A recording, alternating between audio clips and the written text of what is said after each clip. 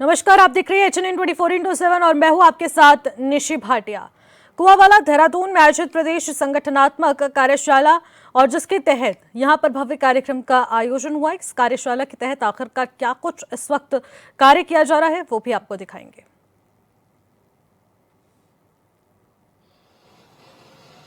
विभिन्न चुनौतियों के बावजूद प्रदेश ने कई उल्लेखनीय उपलब्धियां हासिल की हैं, नए नए कीर्तिमान स्थापित किए हैं, जिनकी गूंज आज पूरे देश में भी सुनाई दे रही है।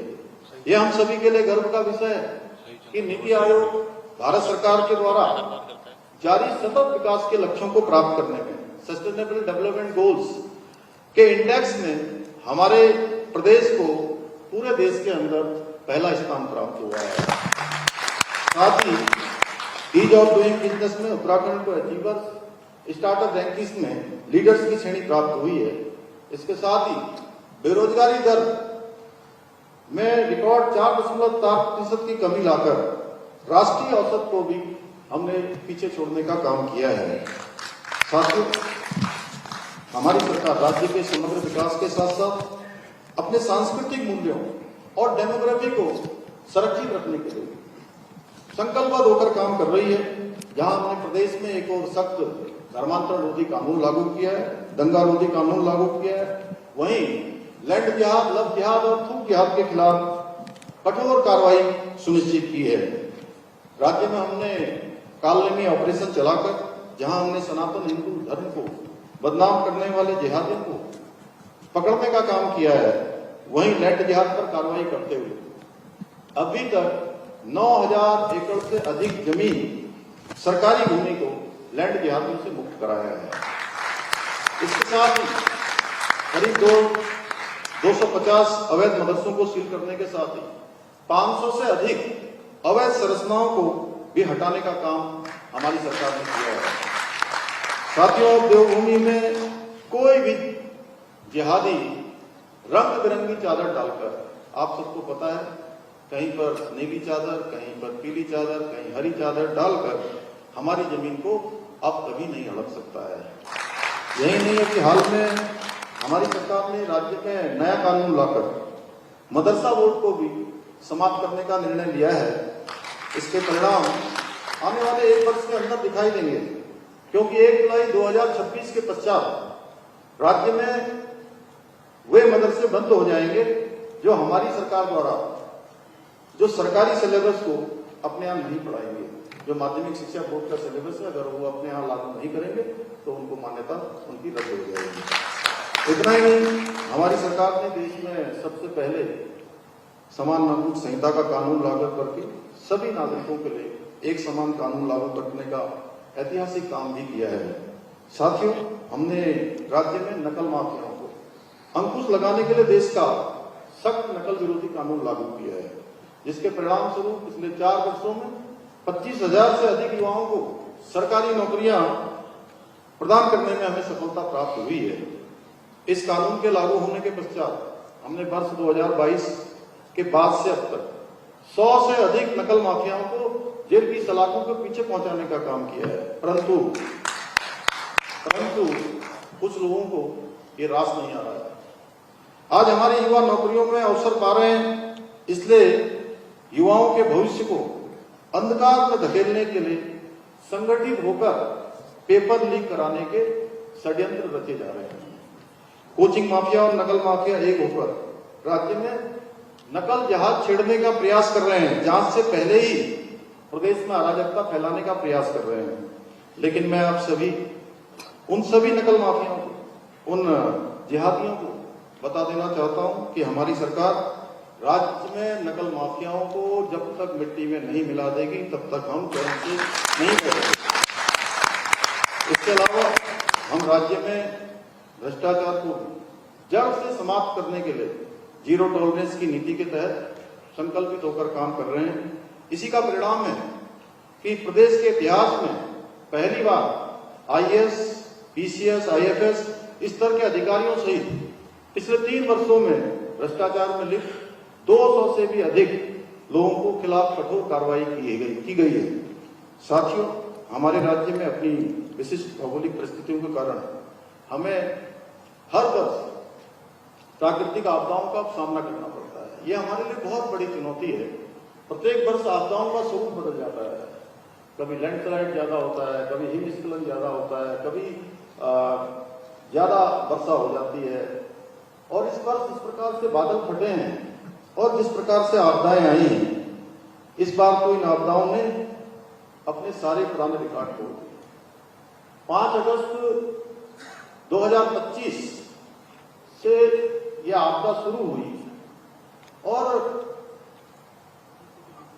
अभी लेटेस्ट में हमारा नंदप्रयाग क्षेत्र में, नंदानगर क्षेत्र में तक लगातार जारी रही और मैक्सिमम जनपद, चाहे हमारा उत्तरकाशी का धराली हो, सेना चट्टी वाला क्षेत्र हो या रुद्रप्रयाग का छिनागाड़ का क्षेत्र हो, उसके आसपास का क्षेत्र हो, जसोली के आसपास, उत्तरकाशी के आसपास, चमोली जनपद में हमारा खेतपुर क्षेत्र हो या थराली हो, या अभी अभी हाल में कुंडली और नंदप्रयाग के क्षेत्र में, या जिसके बारे में अभी कुंदन प्रयाग कह रहे थे, बागेश्वर का पौसारी हो, और या पौड़ी जनपद का हमारा सैंजी हो, या देहरादून में ही जो है अभी मालदीवता से लेकर पूरे देहरादून के चारों तरफ जिस प्रकार की आपदा आई है, और ये जहां पर जनहानि हुई है वहां पर हमारा ध्यान ज्यादा गया है, लेकिन आपदा से प्रभावित राज्य का हर एक स्थान रहा है।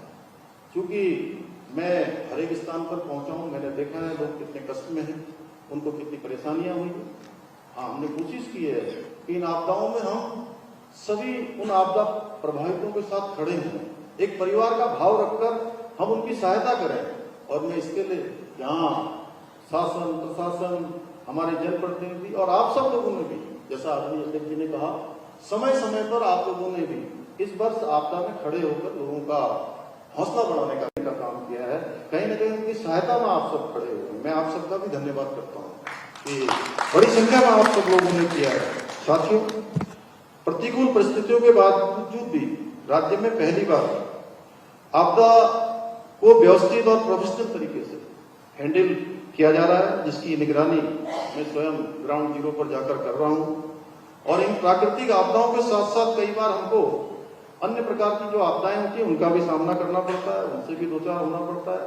कुछ लोग हमेशा बिना संतोषी की तरह काम करते हैं। हमने, आप सबको पता होगा कि बार बार मांग उठती थी कि विधानसभा का सत्र जो है गैरसैंण में चलाया जाए। राज्य की हमारी ग्रीष्मकालीन राजधानी है और हमने इस बार बहुत हिम्मत करके और मानसून के सीजन में गैरसैंण का सत्र आहूत किया। अनुपूरक बजट वहां पर लाने के लिए हमने वो सत्र आहूत किया था। आप सबने देखा किस प्रकार से विपक्ष के लोगों ने पहले दिन से ही कोई आपदा में चर्चा नहीं, कोई प्रदेश की समस्याओं में चर्चा नहीं, वो मेज तोड़ने चले गए, स्पीकर के ऊपर कागज फेंकने लगे, दिन भर नारेबाजी करते हुए उन्होंने इस प्रकार से पूरे सदन को बर्बाद कर दिया। उनको राज्य की समस्याओं से कोई लेना देना नहीं है, राज्य के आपदा पीड़ितों से कोई लेना देना नहीं है। इस प्रकार से उन्होंने पूरी तरह से सत्र को बेकार बना दिया। भाइयों बहनों, लेकिन अब समय बदल चुका है। अब ये आदरणीय मोदी जी का युग है। अगर जनता का साथ हो, नेतृत्व का आशीर्वाद हो, कार्यकर्ताओं का प्यार हो, तो सब चुनौतियां जितनी भी हों उन चुनौतियों में रास्ता निकल जाता है, मार्ग प्रशस्त हो जाता है। भारतीय जनता पार्टी की सबसे बड़ी विशेषता है कि यहाँ केवल आलोचनाओं या अफवाहों के आधार पर कोई काम नहीं होता है, बल्कि व्यक्ति की निष्ठा, कार्यशैली, उसके समर्पण को देखकर ही निर्णय लिया जाता है। और जब एक बार कोई निर्णय हो जाता है तो व्यक्ति को अपनी क्षमता और प्रतिभा और काम करने का पूरा पूरा अवसर दिया जाता है। इसलिए मैं आप सभी से भी कहना चाहूंगा कि हम सब लोग काम करेंगे तो निश्चित रूप से हमारा काम दिखाई देगा और उसके लिए हमको बोलने की भी आवश्यकता नहीं पड़ेगी कि मैंने बहुत काम कर दिया, मैं बहुत जगह कर आया हूं, बहुत मैंने इतनी सफलता प्राप्त कर ली। आपकी सफलता भी दिखाई देगी और आपके बोलने से ज्यादा आपका हर समय काम दिखाई देगा। साथियों, आदरणीय प्रधानमंत्री जी ने देशवासियों से आह्वान किया है कि स्वदेशी उत्पादों का अधिक से अधिक उपयोग करें, जिससे आत्मनिर्भर भारत की दिशा में हमारा संकल्प और अधिक मजबूत हो सके। हमें आदरणीय प्रधानमंत्री जी के इस आह्वान को एक जन आंदोलन बनाने के लिए प्रत्येक व्यक्ति को स्वदेशी वस्तुओं को खरीदने के लिए, अपने जीवन की दिनचर्या में उपयोग में लाने के लिए प्रेरित करना होगा। आज के इस अवसर पर मैं आप सभी कार्यकर्ताओं से यह आह्वान करना चाहता हूं, सभी पदाधिकारियों से, आप अपनी पूरी शक्ति के साथ, पूरी निष्ठा और समर्पण के साथ आज प्रधानमंत्री जी के स्वदेशी अपनाओ, देश को आत्मनिर्भर बनाओ के मंत्र को जन जन तक पहुंचाने का कार्य अवश्य करें। साथियों, हम उत्तराखंड को देश का अग्रणी राज्य बनाने के अपने विकल्प रहित संकल्प को पूरा करने के लिए निरंतर संकल्पबद्ध होकर काम कर रहे हैं। जीएसटी बचत उत्सव पर जो लखनऊ में पत्रकार वार्ता का आयोजन किया गया है, आखिरकार सीएम योगी इस पत्रकार वार्ता के जरिए क्या कुछ संबोधित कर रहे हैं, आप भी सुनिए।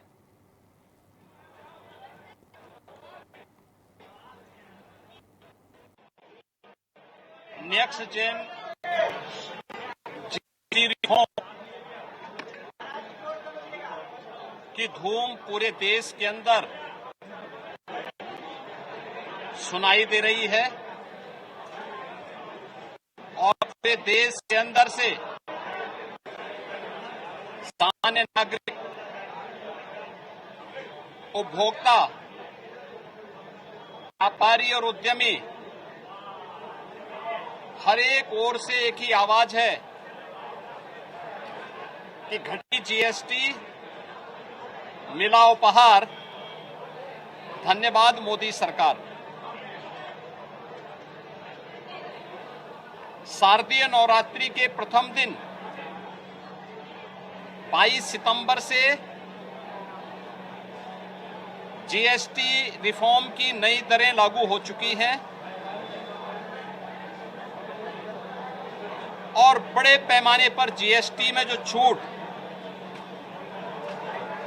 आम उपभोक्ता को दी गई है, इसका लाभ सामान्य नागरिक तो ले ही रहा है, साथ साथ बाजार में भी एक मजबूती आई है। डिमांड और सप्लाई के बाजार में मजबूती आने, माल की खपत होने, प्रोडक्शन भी बढ़ाना पड़ा है,